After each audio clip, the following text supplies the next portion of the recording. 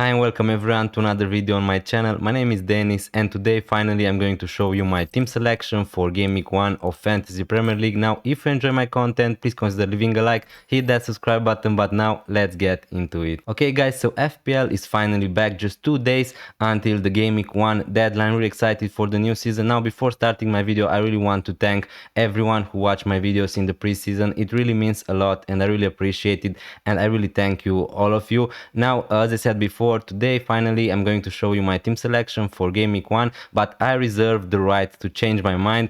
Still there are 2 days to go until the deadline. At the moment this is my team for Game Week 1 of the new season of Fantasy Premier League. Now with the goalkeepers I'm not going to talk too much because it's going to be pretty standard. Everyone now at the moment has Sanchez and Dubravka. Dubravka easy, he's just a 4 million goalkeeper who a lot of us are expecting for him to be the starting goalkeeper from Burnley, so it is too good of a deal to turn down. So he's going to be 100% in my team. Sanchez at 5 millions, I think that is a great value pick. Also the fixtures for Chelsea obviously are amazing. There aren't a lot of other options I'm considering, to be honest with you, in this spot. And although Cole is going to be injured for the rest of the season probably for Chelsea, the fixtures are still great. I'm expecting Chelsea to be still a decent defense. Someone like Sales from Nottingham Forest could also offer some great value, but at the moment my goalkeeper is going to be Sanchez for Game Week 1, and he's going to play against Crystal Palace at home, so I'm really happy with my decision there.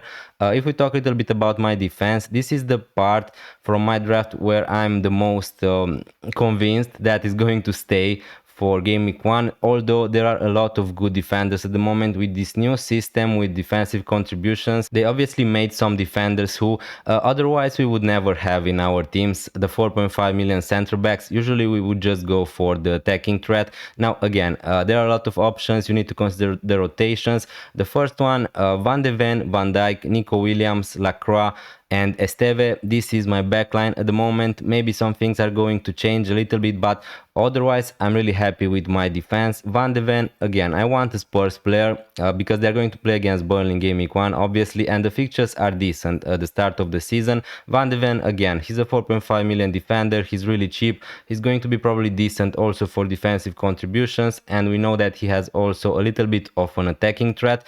Van Dijk, I'm really trying to not let my mind be blinded by what happened in the Community Shield final, because obviously Liverpool didn't defend amazing, Van Dijk wasn't great, a defensive contribution and all that stuff, but I just think that we should not let our decisions be made by one game and also a Community Shield final, which is not that important. Obviously it is important, but it's still pre-season from my point of view. Now Van Dijk at 6 millions, I want to try to squeeze a 6 million defender into my team because I want my team to be a little bit balanced. So for an example, if I want to buy someone like Munoz, someone like Pedro Porro along the way, it's going to be really easy for me to do that by selling someone like Virgil van Dijk. Now the first game is against Bournemouth at home. I don't want to talk too much about Van Dijk because he's a solid pick, he's a safe pick.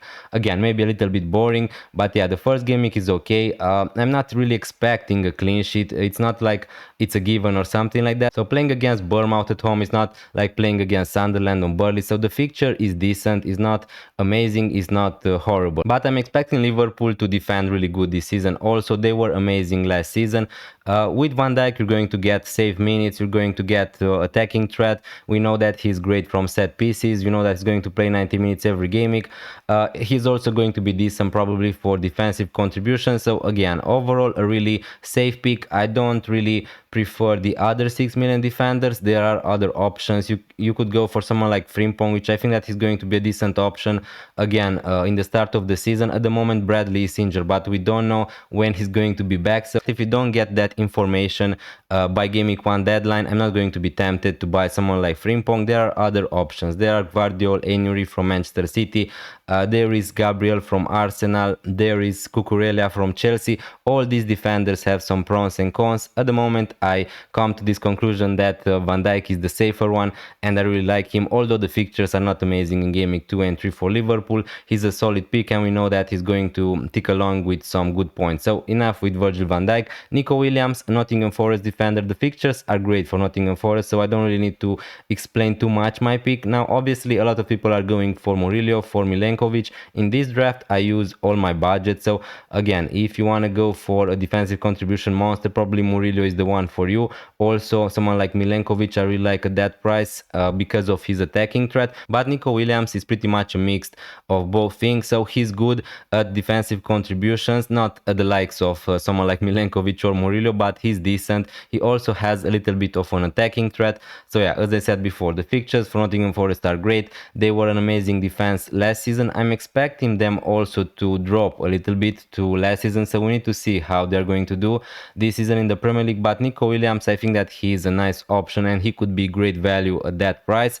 Also on my bench, as you can see, Lacroix playing against Chelsea. Here I could go for someone like Richards if I want, if I don't want to spend that 0.5 millions. The only reason is Lacroix has a little bit more of an attacking threat, and also he's really good for defensive contributions. The fixtures for Crystal Palace are not great at the start of the season, but they are getting better.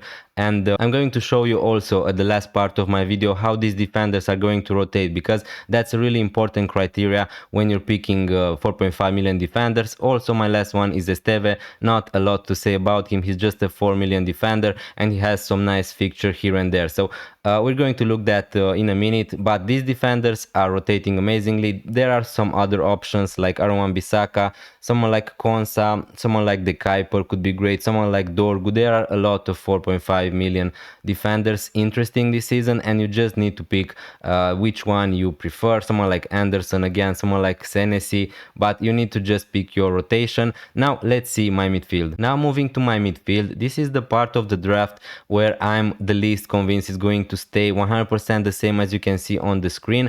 Now the players are pretty much locked in into my draft are Palmer, Wirtz and Mohamed Salah. Mohamed Salah is going to be my captain, 90% against Bournemouth at home.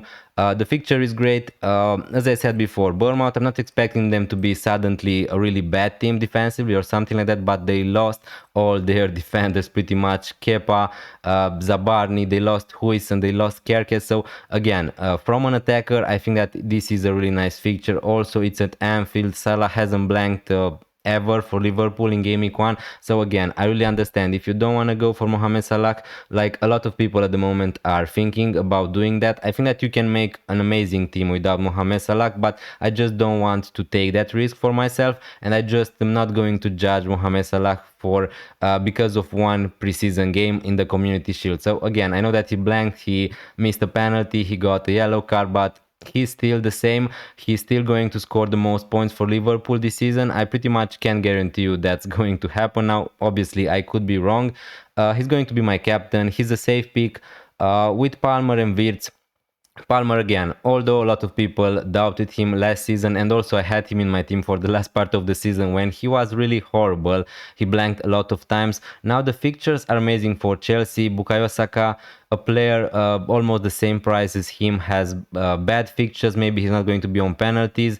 Gyökeres also signed for Arsenal, so for just 0.5 millions you can just buy Palmer, who's on all set pieces, who's on corners, on free kicks, on penalties. He's going to play 90 minutes every game week, and pretty much he's really involved in every action Chelsea are doing attacking wise. So again, the fixtures are pretty nice for Chelsea. I think that they're going to improve also this season, so he also sounds like a really safe pick to start the season with. If something bad is going to happen, if he's going to blank for, I don't know, 10 game weeks or something like that, we always can just sell him for another really cheap player who's going to be banging goals. Now with Wirtz, maybe the most interesting option here. I know that a lot of people are having him into my team, but there is some discussions to be here because there are also other options. I could go for someone like Bruno Fernandes if I can find that 0.5 millions. I could go for someone like Marmoush, who's the same price, who also has great fixtures and he's playing for Manchester City. But with Wirtz, I just think that he was one of the best players for Liverpool in this preseason. I think that he was the best player in the Community Shield also against Crystal Palace.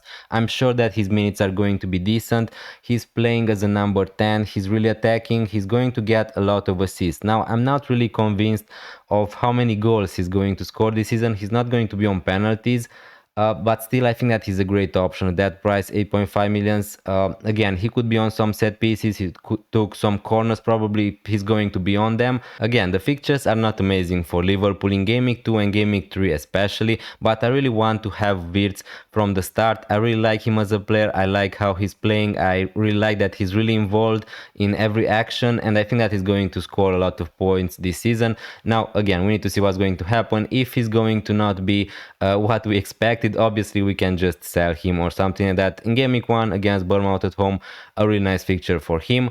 With Njae and Sar, these are the spots I'm not 100% convinced are going to stay the same. Njae, he was in my draft from when the FPL game launched pretty much. So again, Leeds away in Game Week 1 is amazing for him. The fixtures after that are not amazing for Everton in general, but he is a player who is on penalties, which is a big plus for him. His underlying statistics are not amazing, but he was the best player from Everton from my point of view, at least last season. Now they just signed Grealish, they signed Dewsbury Hall.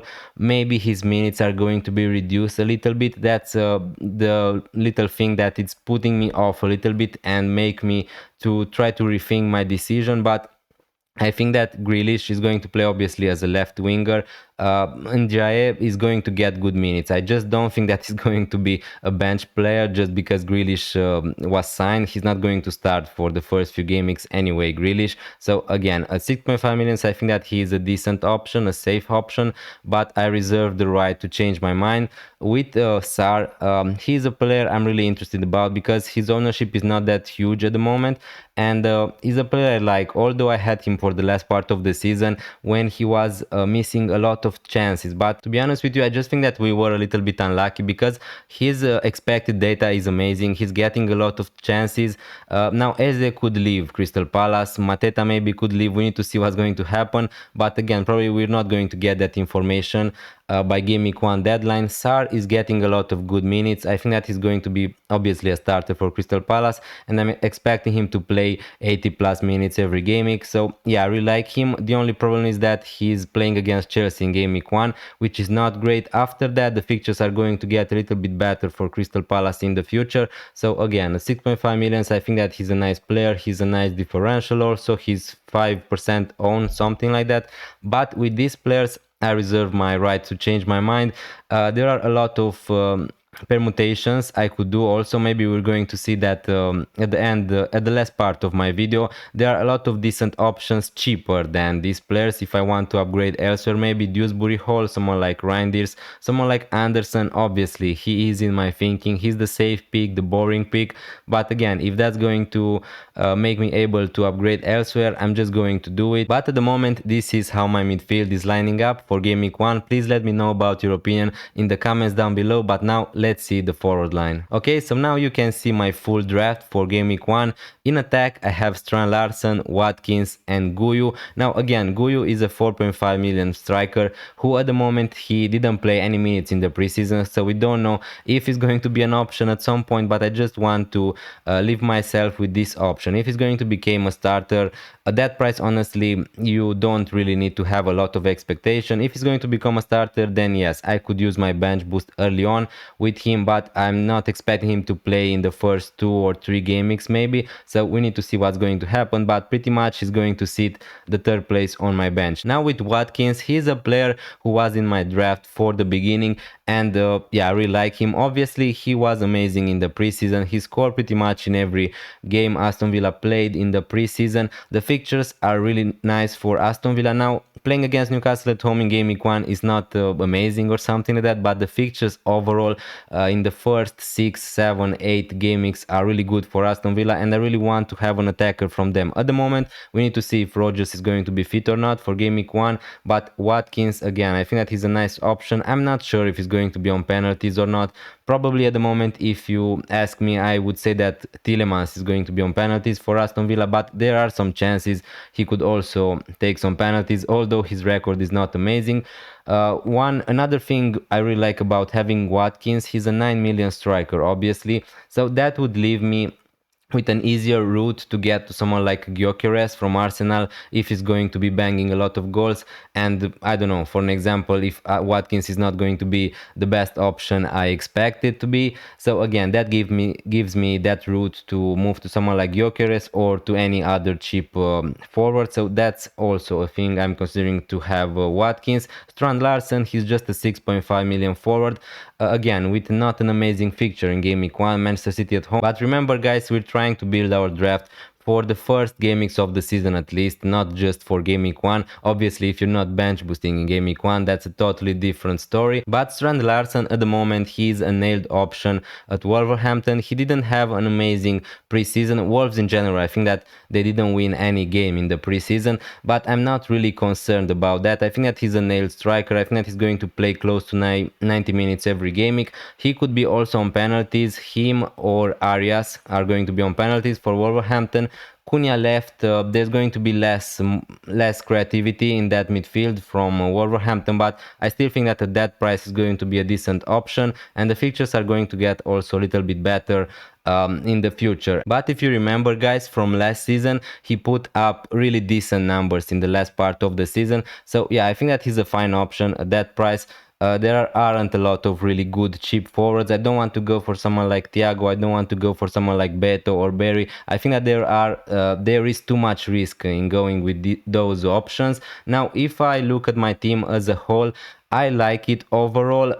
Yeah, obviously, maybe I could do some changes here and there. Maybe someone like Sar or Njae are two spots I'm not really 100% convinced are going to stay the same by Game Week 1 deadline. A lot of things could still change, but what I like about my team is that I have a 6 million defender. So again, I have an easy route to someone like Munoz, someone like Pedro Porro, or another really cheap defender if that's going to emerge. I have Palmer, I have Salah. So the one advantage of having someone like Mohamed Salah without taking into consideration that he's going to score a lot of points is that you can buy pretty much everyone if you're going to sell him. So again, if I decide that I don't really want Mohamed Salah, I'm just going to sell him and upgrade one of my cheaper forwards to someone like Haaland. So yeah, you can be really flexible with this draft. And also I have someone like Watkins, as I said before, who I can sell to someone like Gyökeres or maybe someone like Isak if he's going to move to Liverpool. But again, I will need to find some cash for to do that move. So that's what I really like at the moment about my team.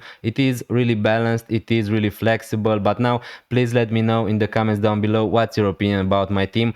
What should I change? What would you change if you were in my place? But now let's see how my team would look like in the first game weeks. Okay, now in this part, what I want to show you is how my team is going to look like for the first game weeks of the season. We're going to do that on the Fantasy Football Hub. Now, what you see on screen is the team I showed you before. Obviously, here it is rated at 95%, which is pretty decent, I suppose. Now, what you can do, you can have your team rated for free with the link in my description. And also, if you don't know about Fantasy Football Hub, this is an app I really use for all my stats, for my planning. Also, it's really useful. They have a lot of tools from Opta stats, from defensive contributions, so pretty much all the stats you would think of. And what I find really interesting is that if you decide to buy a membership, obviously if it's going to be helpful for you, they have a big discount at 50%, something like that at the moment. And if you're not going to win your mini league, they're going to give you your money back. So I find it really interesting, obviously if you're going to respect the terms and conditions. But again, if you are interested, please check the link into my description. And yeah, now let's move to my team. As you can see here, this is how my team probably would look like for game week 1 if it's going to stay the same. If we move to game week 2, let's see how my team would look like. We're going to just click here, optimize, and again, they are playing here Dubravka. Now, obviously, if Dubravka is not going to be looking like he's going to start for Burnley, probably here I will just play Sanchez, Lacroix, Esteve, Virgil. Now, here, if I don't really trust the Burnley defense, I could always just play someone like Nico Williams. against Crystal Palace away, although the fixture is not amazing for clean sheet. So now here you see why I talked before about defender rotations. Make sure you have 3 defenders who are going to have at least decent fixtures every game week, so you can rotate them easily. That's really important from my perspective. Salah, Palmer, Wirtz, Sarr, Njae, Watkins and Strand Larsen, all with decent fixtures. At this point, if Gui is going to become an option, I could think of maybe playing him over one of Sarr or Njae, but I really doubt it. If we move again to Gaming 3 and we click optimize, here Sanchez against Fulham at home, decent fixture, Nico Williams, Virgil van Dijk. So the Liverpool boys are going to play against Arsenal in Gaming 3. This is a week maybe where I'm going to think about using my fleet, but again, Liverpool against Arsenal, it's not such a big problem. Obviously, if you have Salah, you're just going to play him, but if I decide here otherwise, I can always play someone like Lacroix instead of Virgil van Dijk, but I really doubt I'm going to do that. Sarr, Njae, Wirtz, Palmer, Salah, Watkins and Strand Larsen against Everton at home, so the fixtures are decent. Now let's move to another one in Game Week 4.